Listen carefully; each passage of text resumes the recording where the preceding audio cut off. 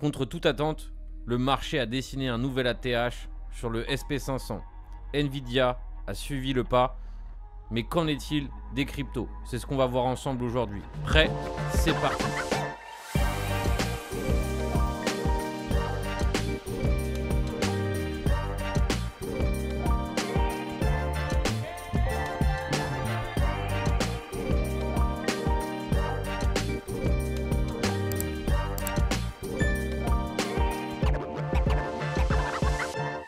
Bonjour à tous l'équipe, bienvenue sur la chaîne Captain Trading. Comme d'habitude, on va décortiquer le marché pour essayer de préparer sa semaine et pour comprendre comment jouer la suite. Alors tout d'abord, on va essayer de comprendre un peu le contexte, comprendre ce qui s'est passé cette semaine. On va essayer d'analyser tout simplement pour apprendre de ce qui s'est passé et pour essayer de retenir pour les fois précédentes.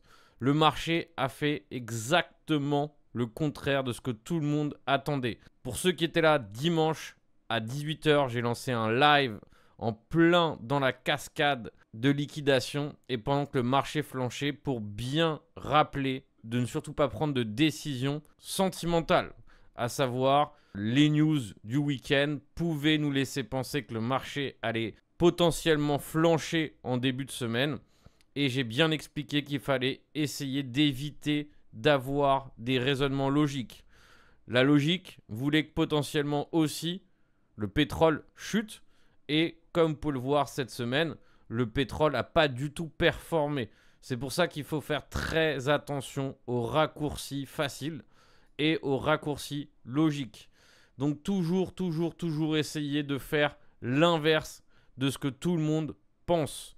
C'est pour ça qu'aujourd'hui j'ai cité Warren Buffett dans ma vidéo. C'est parce que en fait, il m'a appris une chose qui est pour moi gravée dans le marbre, c'est de toujours faire l'inverse de ce que tout le monde pense. De plutôt être avide quand tout le monde a peur et quand tout le monde est avide, d'avoir peur. C'est vraiment des phrases qui m'ont marqué. Alors oui, c'est des raccourcis qui sont un peu faciles, qui ne sont pas forcément faciles à appliquer tous les jours. Mais c'est vrai que, en tout cas, moi, ça m'a toujours marqué cette phrase qu'il a citée et je l'utilise souvent. Et forcément, pendant le week-end, la peur était là. La peur d'acheter potentiellement les indices, la peur de se dire que le prix du pétrole va monter, donc il faut l'acheter. Tout ça pour vous dire que voilà, il faut essayer le mieux qu'on peut d'être à contrario de ce qui se passe. Donc, on a eu, après la correction du vendredi, parce que le marché a légèrement corrigé le vendredi avant la news, on a eu une légère correction et on a ouvert de façon explosive avec un gap et on a dessiné un nouvel ATH sur le SP500. On voit que aussi Nvidia a dessiné un nouvel ATH et contrairement aux attentes, on peut penser que pendant que les conflits continuent, l'or pourrait décoller.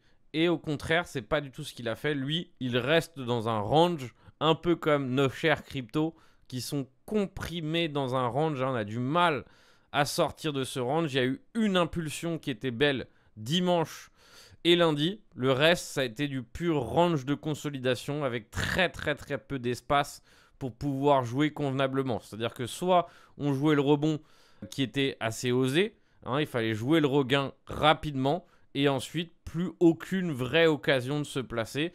Et maintenant, on sent qu'il y a un vrai combat bull et bear qui est en train de se jouer. Donc, c'est très difficile, sentimentalement parlant, de comprendre où est la douleur. Hein, c'est-à-dire que parfois, on sent qu'on est en pleine euphorie, donc il faut faire attention. Là, moi, personnellement, je pense que d'un point de vue sentimental, on est beaucoup plus dans la peur au niveau du marché crypto que dans l'euphorie.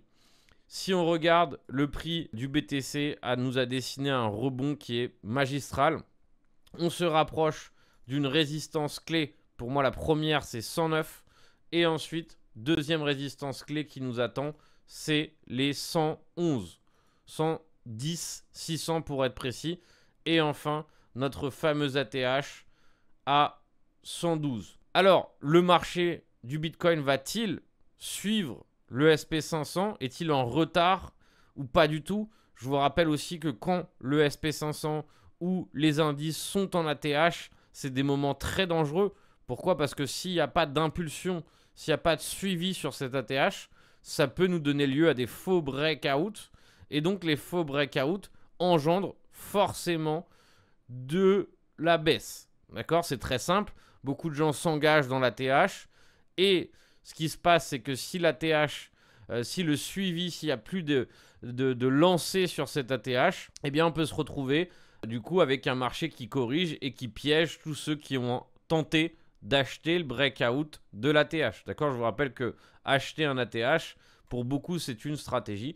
Et donc, c'est pour ça que on peut se retrouver très facilement piégé, pris au piège dans ces achats d'ATH. Et donc, c'est pour ça que ce qui va compter, à mon avis, cette semaine, ça va être la capacité du marché à continuer ou pas cet ATH. C'est l'enjeu, donc je vous invite à le surveiller de près.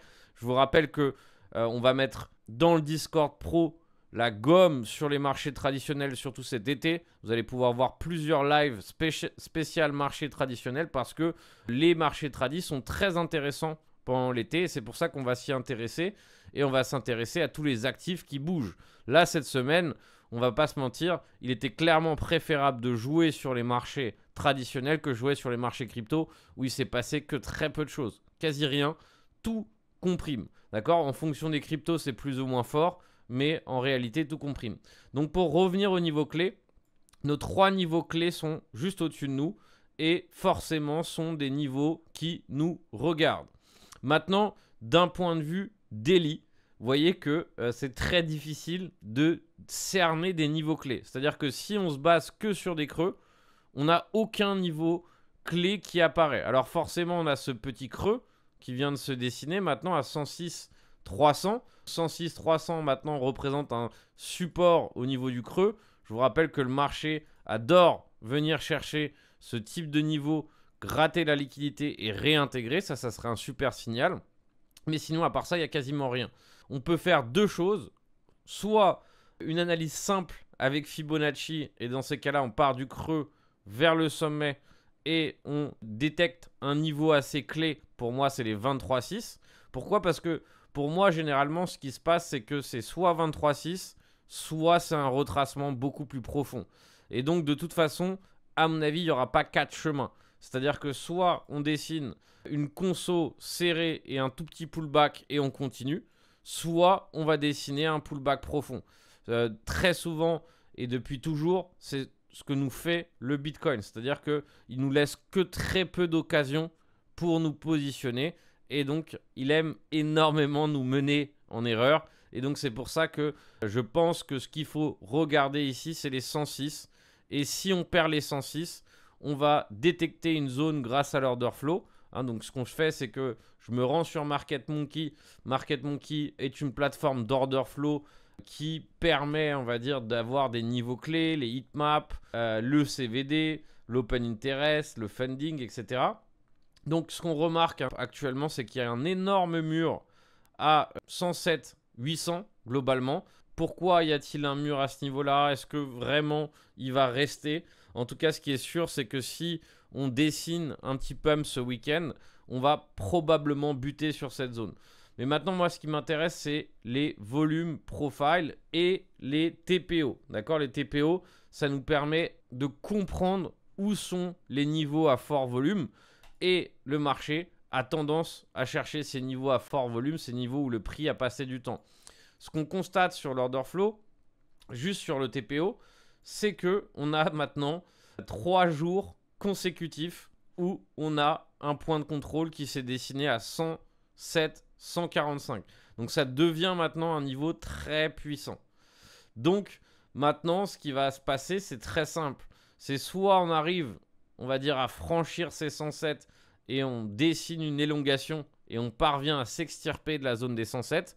Soit si on perd la zone des 107, il y a ce niveau sur les TPO qui n'a pas été revisité et qui se trouve sur les 105. Ensuite, ce qui se passe sur les 105, c'est qu'on a une zone fébrile. Une zone fébrile, c'est ce que les traders d'SMC aiment bien appeler un fair value gap. Enfin bref, on l'appelle comme on veut. Mais c'est des zones qui sont finalement visibles à l'order flow. Et là, on remarque que globalement entre 104 700 et 104 200, il y a très peu de volume. Donc, si le prix venait à flancher, il irait sans aucun mal chercher cette zone. Il y en a une deuxième aussi qui est juste en dessous, entre 103 400 et 103 300. Donc toutes ces zones-là, c'est des zones à faire figurer sur le graphique. Et comme je vous ai évoqué précédemment, en cas de retracement profond, eh bien, à mon avis, la zone des 101 100 pourrait nous servir. Pourquoi je vous parle de tous ces niveaux? C'est parce que le prix aime bien combler des niveaux de façon où la price action a été mal délivrée. C'est-à-dire qu'elle n'est pas équilibrée sur ces niveaux-là.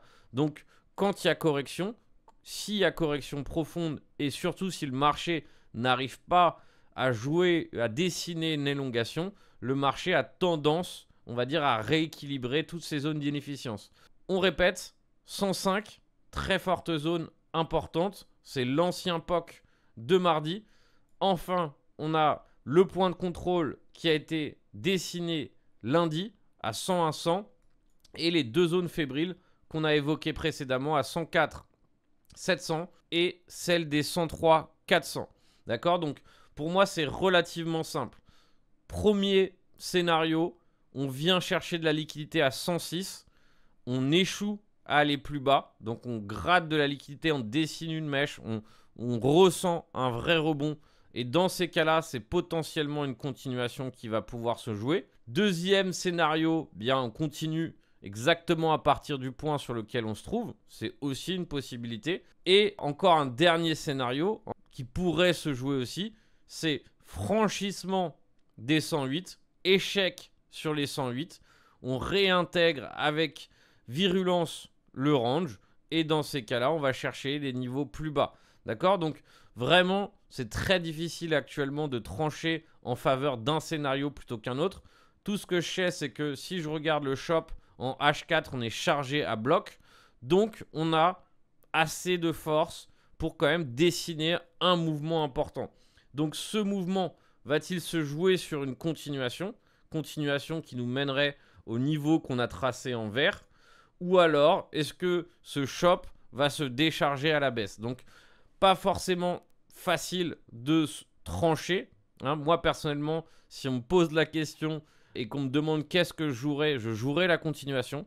Alors, c'est pour ça que je vous le dis discrètement, parce que finalement, c'est très difficile d'en avoir une conviction certaine. D'accord? Il y a des moments où on peut être à 100% convaincu d'une chose.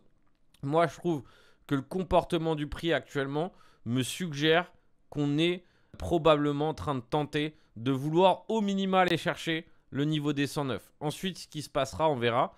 Mais à mon avis, on est si proche des 109 que ça semble assez évident que maintenant qu'on est en train de consolider de cette façon proche des 109, on puisse se diriger vers les 109. Revenez bien sur ce passage de la vidéo pour noter tous les niveaux clés parce qu'ils vont nous servir cette semaine sans aucun doute. Je vous rappelle qu'on a récompensé les top contributeurs cette semaine et donc on a tiré au sort parmi les 5 top contributeurs de la semaine dernière. Alors, on aura offert 100 $ de trading, on a offert 100 $ de crédit de trading à l'un d'eux. Pour participer, c'est ultra simple. Il faut suivre la chaîne, cliquer sur les notifications, liker et commenter. Tous ces facteurs sont pris en compte et plus vous likez, commentez, et plus finalement vous êtes susceptible de faire partie des top contributeurs et de vous aussi recevoir un airdrop. Donc n'hésitez pas à y aller fort sur les commentaires. Je sais que c'est un peu relou parfois de prendre le temps de commenter et liker, mais c'est très important pour la chaîne. Et en plus de ça, on a décidé de vous récompenser. Donc ça serait dommage de passer à côté d'un petit airdrop s'il se met en place. Donc maintenant j'enchaîne avec Ethereum. Je suis obligé d'accorder beaucoup d'importance à Ethereum parce que mon biais moyen terme reste pour l'instant en faveur d'une hausse. Alors, encore une fois, on peut tout à fait se tromper vu dans la localisation dans laquelle il se trouve. Si ça se trouve, c'est terminé. Il se fait dessus, c'est terminé. Ça a été sympa. Petit run haussier sur Ether. On enchaîne sur la baisse. Il faut savoir qu'actuellement, on est sur des niveaux délicats et il n'y a pas 40 chemins. C'est soit on continue, soit la petite force qu'on a commencé à donner s'efface. Hein, d'accord, c'est bien d'avoir des convictions, c'est bien d'avoir des biais, c'est bien de suivre ses plans, mais c'est aussi important de comprendre que malheureusement, on est rarement certain de ce qui peut se passer. On n'est pas vraiment dans un marché qui favorise le risque actuellement, et donc c'est pour ça que c'est bien d'être haussier, c'est bien d'avoir des plans, mais il faut quand même être prêt si ça ne marche pas. D'accord? Donc je pense que la zone de ce creux, maintenant, est un tournant décisif pour Ethereum. C'est-à-dire qu'au pire, on peut se faire un double bottom, on gratte la liquidité et on repart. Et dans ces cas-là, pas de problème. On récupère le range, et on retrade le range et on pourra se diriger à nouveau vers le milieu du range et le haut de range. Mais globalement et concrètement, c'est notre pivot. C'est-à-dire que si ce niveau devient résistance, là, dans ces cas-là, on ira chercher des points bas pour Ethereum et des points plus bas, au minima le creux des 1700 et 1500. Donc c'est pour ça que c'est bien d'être haussier, c'est bien d'avoir son biais, mais c'est aussi bien de comprendre que rien n'est garanti. Donc ce qui est assez fou sur Ether, c'est que ici en faisant une analyse sur les market profiles, donc vous voyez que tout à l'heure je vous ai parlé des TPO, et là je vous parle des market profiles. C'est deux choses qui sont légèrement différentes, elles se confondent un peu, hein, donc ces zones-là sont très probablement très proches de celles des TPO, mais là on se base juste sur le volume. Le TPO se base sur le temps qu'a passé le prix sur cette zone. Mais globalement ici, si je fais une analyse des TPO, ça sera très similaire. Donc en fait, ce qu'on peut remarquer, c'est que on a une zone de value qui est grisée actuellement. Donc vous voyez que la zone ici qu'on voit, c'est la zone de valeur. Qu'est-ce que la zone de valeur? C'est là où 70% du volume a été généré. Tout le reste, on va dire, ça a été des excès. En gros, le cœur du range de Ethereum se situe entre 2004 et 2600. Tout ce qui a été fait en dessous, ça n'a pas duré longtemps. Et tout ce qui a été fait au-dessus, ça n'a pas duré longtemps. Et le point de contrôle, donc le milieu, là où il y a eu le plus de volume, se situe exactement là où on a buté cette semaine. Donc, globalement, on est sur support. 2004, 2380, c'est un support. Si on le tient, eh bien, les probas d'aller chercher 2520 eh bien, sont favorables. Et maintenant, l'enjeu, ça va être de parvenir à se hisser au-dessus des 2520. Donc, tant que ça ne sera pas fait, forcément, il y aura de l'ambiguïté sur la suite. Si on parvient proprement à tenir au-dessus des 2520, ça sera assez facile à jouer parce que les probas d'aller d'abord chercher le niveau ici des 2650 seront sur la table. Personnellement, je reste plutôt positif face à cette price action. C'est encore ambigu, c'est encore délicat. Le même problème que sur le Bitcoin, c'est que là, on a une très très belle zone de support, mais qu'en dessous, on n'a rien. Donc globalement, c'est soit on fait une conso serrée comme on est en train de faire, soit personnellement, je pencherai plutôt sur un retracement profond. Et le retracement profond se situe très proche de la zone des 78,6, 0,70, 61,8. Donc globalement entre 2240 et 2200. Donc c'est pas garanti qu'on aille chercher cette zone. Si on continue de hausser, eh bien on laissera cette zone de côté, mais elle sera toujours existante. Elle restera toujours un point intéressant à surveiller. Mais maintenant, on va dire que tant qu'on est sur les 23,6, on peut pencher vers une continuation. Donc je vous l'accorde, c'est pas forcément rassurant de jouer ce genre de niveau. Pourquoi? Parce qu'on a très peu de place pour exécuter, qu'en dessous il y a un gap sévère. Mais personnellement, ici, pareil que sur BTC, j'ai plus envie de jouer la continuation que de shorter ce niveau. Alors attention, ça c'est aujourd'hui. Si demain ou après-demain, on commence à avoir un rejet violent qui se fait sur une des zones comme les 2520 ou les 2460, peut-être une accélération de l'open interest ou ce genre d'éléments, là dans ces cas-là, peut-être que je reverrai mon biais. Mais pour l'instant, en tout cas, le marché nous donne des signaux de résilience, une rétractation sévère, un shop qui est aussi chargé en H4 et donc on aura forcément bientôt une réponse sur Ethereum. Maintenant, je vais vous parler un peu de la vidéo de la semaine dernière. La semaine dernière, je vous ai mis quelques coins en avant. Pourquoi je vous avais mis ces coins en avant? C'est parce que je cherchais des retournements, je cherchais des signaux positifs sur ces coins. Il y en a qui ont très bien performé cette semaine, notamment le Useless qui continue son expansion haussière, le Tutu qui nous a dessiné encore un nouveau plus haut. Donc c'est pour ça que je vous dis, toujours surveiller les tendances haussières parce que c'est beaucoup plus facile à trader. Regardez-moi, à partir de la vidéo dimanche, petit pullback, le truc a explosé. Donc là, pareil, on se dirige sur des zones complexes. On a une divergence, que j'ai rarement vu une divergence aussi grosse. Ici, hein, comme vous pouvez le voir, hein, je vous ai fait une vidéo sur les divergences, une formation complète à regarder de près. Donc je ne sais pas si je me précipiterai à l'achat là-dessus. Mais regardez ici, c'est bien une énorme divergence qui est en train de se dessiner sur le tutu. Mais en tout cas, il nous a dessiné une très belle courbe. Donc rappelez-vous, allez voir cette vidéo parce qu'elle vous parle de ces coins, elle vous donne la liste des coins. Mais je vous ai aussi promis que je vous tiendrai au courant sur ces coins s'il y avait une évolution que j'estimais être positive. Et par exemple, le Bonk que je vous ai dit, qui était sur une très belle zone, eh bien, il a dessiné exactement ce que je souhaitais voir, à savoir une correction sévère et une impulsion sur le niveau. C'est les premières étapes de ce qu'on veut voir lorsqu'on est peut-être sur un bottom. En tout cas, la zone est là. Je vous rappelle les conditions pour un beau retournement. C'est d'être sur une belle zone, donc 0,70, 0,78,6.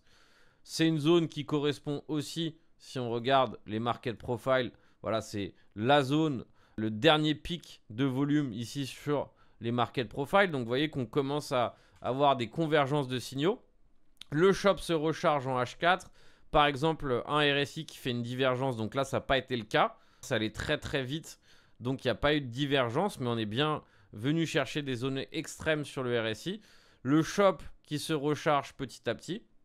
Et finalement, qu'est-ce qui va être intéressant? Donc là, on est toujours sur résistance. Il faut savoir que le niveau actuel est une résistance. Et donc, si on rentre maintenant, il est probable qu'on soit en train de rentrer en pleine résistance. Donc, le travail va être très simple. Ça va être de suivre la suite de la price action. Donc, quelle est la suite de la price action? C'est de repérer un retournement H4. Actuellement, le retournement qu'on a en H4 est un peu ambigu et pas forcément 100% fiable. Mais nous, ce qui va nous intéresser, par exemple, c'est si on dessine un double creux et un petit W. Et là, on commencera à aligner énormément d'éléments favorables pour pouvoir prendre ce setup en swing. Donc, on pourrait rentrer maintenant avec une invalidation un peu plus large. Pourquoi large? Comme ça, on a de la place pour avoir raison. Ou on rentre dans le feu de l'action. Et ça, vraiment, c'est un choix qu'on doit se faire en fonction du capital qu'on va engager dans le trade. Est-ce qu'on a vraiment envie de s'engager dans son capital tant qu'on n'a pas encore tous les signaux favorables?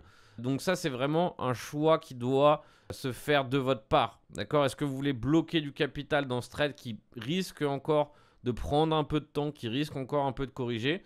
Ou alors, est-ce que vous préférez attendre qu'il y ait des signaux supplémentaires et dans ces cas-là, rentrer un peu plus tard? D'accord? Donc, il n'y a pas de règle, il n'y a pas de mieux, moins bien. La seule chose, c'est que forcément, il faut que derrière, le plan s'établisse correctement. Et ce n'est pas donné. Tous les plans ne réussissent pas parfaitement. Il y a toujours du doute, de l'incertitude, etc. Mais moi, je trouve que la configuration actuelle sur le Bonk est excellente. On a la même config qui est en train de se dessiner sur le AI16Z où on est revenu chercher un niveau clé sur les market profiles, sur Fibo, on est proche des 78,6, donc on n'est pas loin de l'extrémité. Donc il faut faire attention parce que quand on est si proche de l'extrémité, venir chercher l'extrémité peut être quelque chose de possible. Donc c'est pour ça qu'il faut être encore un peu vigilant. Mais pareil, ici, il nous a dessiné une belle élongation haussière. C'est pas encore un retournement H4 validé. Donc forcément, tant que c'est pas un retournement H4 validé, eh bien on rentre tôt. Donc rentrer tôt, c'est à double tranchant. Soit ça nous sert comme étant une bonne zone d'avantage, ou soit au contraire, justement, ça nous fait prendre un trade perdant. Donc c'est pour ça que personnellement, j'aurais plutôt tendance à laisser encore dessiner discrètement un W.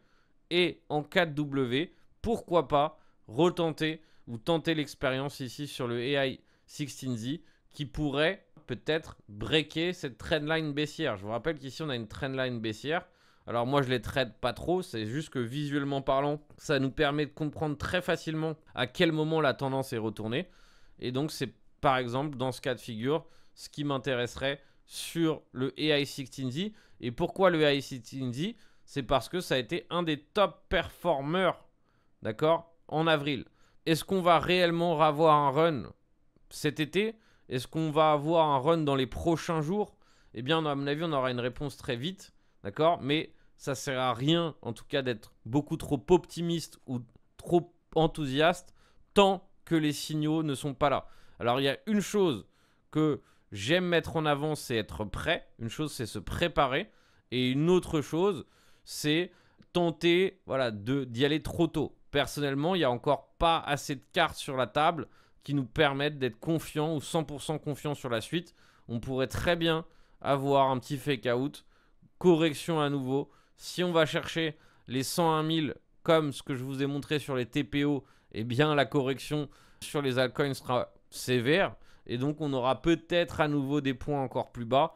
Et donc peut-être des nouveaux plans à mettre en place. Donc actuellement, comme vous l'avez compris, c'est vraiment sous la carte de la prudence, mais surtout sur la carte de l'observation. Tout repose sur notre capacité à planifier, à être prêt, à dessiner ses niveaux et à enclencher ses plans quand nos niveaux ou quand ce qu'on cherche est bien défini. En attendant, je vous souhaite un excellent trading à tous l'équipe. Soyez prudents et on se retrouve toute la semaine en live sur YouTube. Ciao, ciao.